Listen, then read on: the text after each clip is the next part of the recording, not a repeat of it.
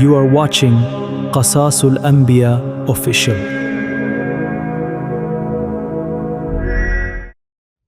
क्या ताकत सच को बदल सकती है? क्या तख्त पर बैठा इंसान रब बन सकता है? क्या आग ईमान को जला सकती है? आज हम एक ऐसे लम्हे में दाखिल होते हैं जहां गुरूर और यकीन आमने सामने खड़े थे। आइए इस वाक़ये की तह तक चलते हैं।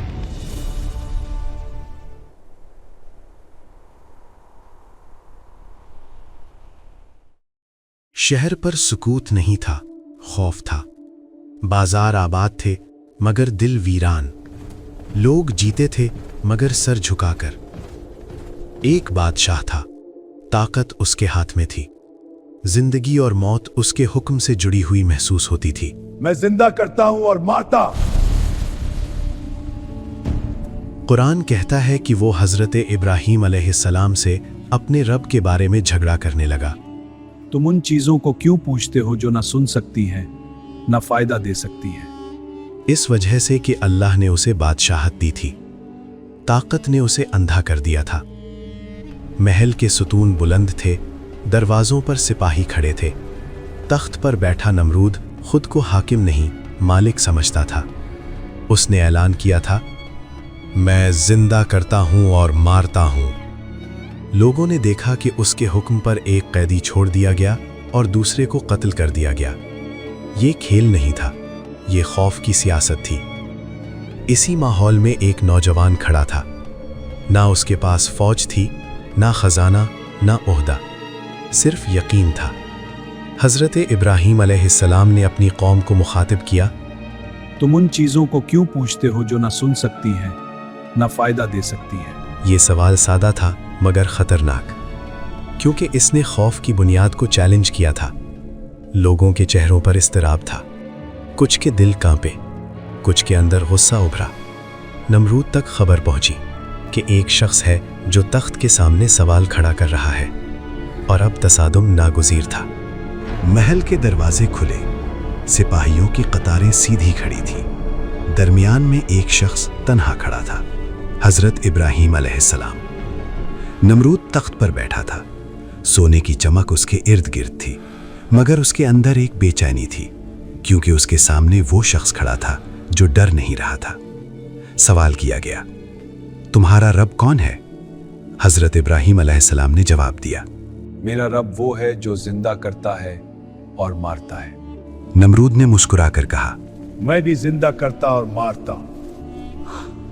दो कैदी लाए गए, एक को आजाद किया गया, दूसरे को कत्ल कर दिया गया। नमरूद ने समझा कि उसने दलील जीत ली है, मगर असल सवाल अभी बाकी था। कुछ लम्हे खामोशी रही, फिर हजरत इब्राहीम अलैहिस्सलाम ने निगाह उठाई। अल्लाह सूरज को मशरिक से निकालता है, अगर तुम रब हो तो उसे मगरिब से निकाल कर दिखाओ। ये जुमला हथियार नहीं था, आईना था। कुरान कहता है, फबुहितल्लज़ी कफर, काफिर हैरान रह गया। महल में खामोशी छा गई, सिपाहियों की नजरें झुक गईं। तख्त की बुलंदी अचानक छोटी लगने लगी। नमरूद के पास ताकत थी, मगर इस लम्हे दलील उसके पास ना थी। मगर तकब्बुर दलील से नहीं टूटता, वो इंतकाम की तरफ जाता है। नमरूद ने हुक्म दिया, उसे इबरत बना दो। शहर में ऐलान हुआ, लकड़ियां जमा की जाएं, ऐसी आग जलाई जाए जो मिसाल बन जाए।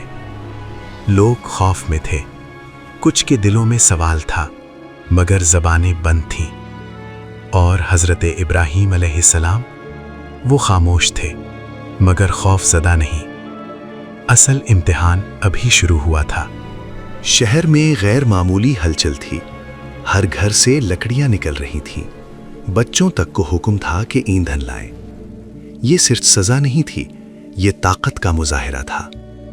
मैदान के बीच एक अजीम अलाव तैयार किया गया, लकड़ियों का अंबार, ऊपर तेल डाला गया, शोले भड़क उठे। आग इतनी शदीद थी कि करीब जाना मुमकिन ना था। लोग फासले पर खड़े थे, गर्मी की लहरें फिजा को हिला रही थीं। हजरत इब्राहीम अलैहिस्सलाम को लाया गया, हाथ बंधे हुए, चेहरा पुरसुकून। किसी ने कहा, अब भी वक्त है, मुआफी मांग लो।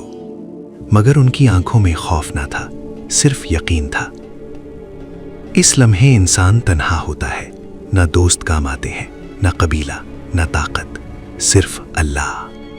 صحیح روایت میں آتا ہے کہ جب انہیں آگ کی طرف لے جایا گیا تو انہوں نے کہا، حسبنا اللہ ونعم الوکیل۔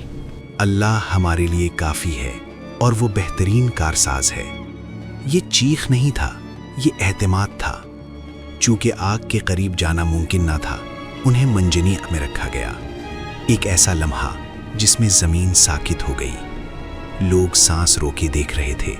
کچھ کو یقین تھا کہ آج ایمان جل جائے گا، کچھ کو امید تھی کہ شاید کچھ اور ہو۔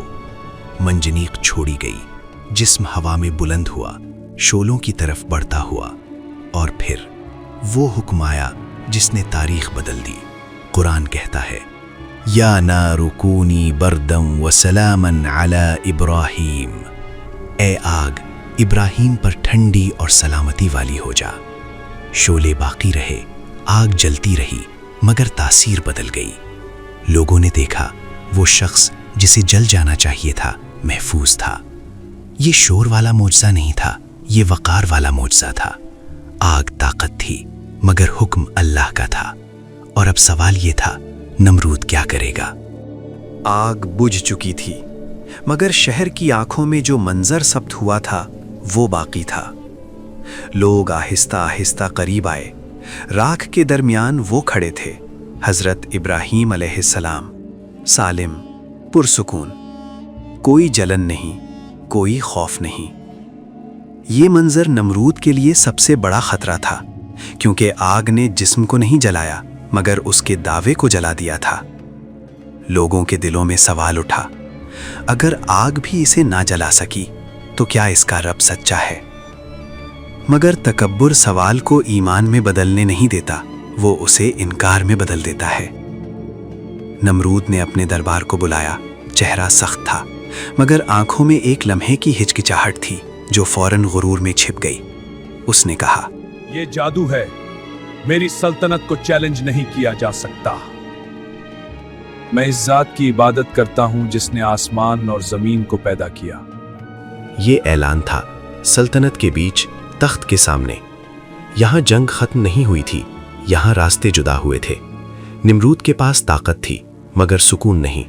حضرت ابراہیم علیہ السلام کے پاس فوج نہ تھی مگر یقین تھا۔ یہی اصل فرق تھا۔ کچھ لوگ چپ چاپ یہ منظر دیکھتے رہے، ان کے اندر سوال زندہ ہو چکا تھا، اور سوال انقلاب کی ابتدا ہوتا ہے۔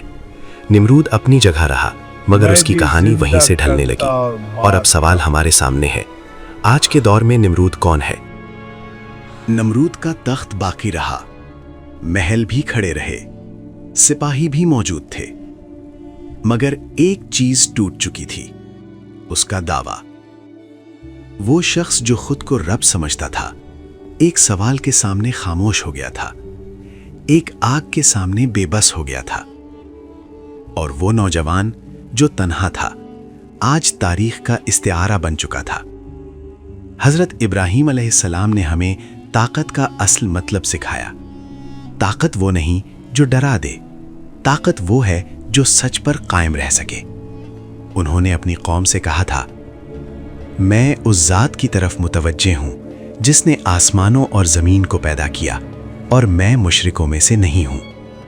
یہ اعلان صرف اس دور کے لیے نہ تھا، یہ ہر دور کے لیے ہے۔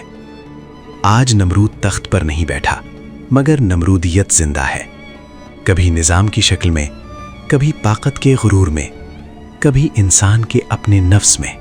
آج بھی سوال وہی ہے، کیا ہم طاقت سے مرعوب ہو جائیں گے یا دلیل کے ساتھ کھڑے ہوں گے؟ آج بھی کچھ لوگ کہتے ہیں ہم خود کافی ہیں، ہم خود مختار ہیں، مگر سورج آج بھی مشرق سے نکلتا ہے اور انسان آج بھی محتاج ہے۔ حضرت ابراہیم علیہ السلام کی کہانی ہمیں یاد دلاتی ہے، تنہائی کمزوری نہیں، اگر اللہ ساتھ ہو تو آگ بھی سلامتی بن جاتی ہے۔ یہ واقعہ ہمیں سکھاتا ہے کہ غرور وقتی ہوتا ہے مگر یقین دائمی۔ نمرود کا نام تاریخ میں عبرت بن گیا اور ابراہیم علیہ السلام کا نام عزت۔ اصل کامیابی یہی ہے، اللہ کے سامنے جھکنا۔ اگر یہ واقعہ آپ کے دل کو چھو گیا ہو، اگر اس نے آپ کو سوچنے پر مجبور کیا ہو تو اسے آگے بڑھائیں، ویڈیو کو لائک کریں، چینل کو سبسکرائب کریں اور کمنٹس میں لکھیں اللہ ہی سچا رب ہے، کیونکہ جو یہ سمجھ گیا وہی کامیاب ہوا۔ You are watching قصاص الأنبياء official.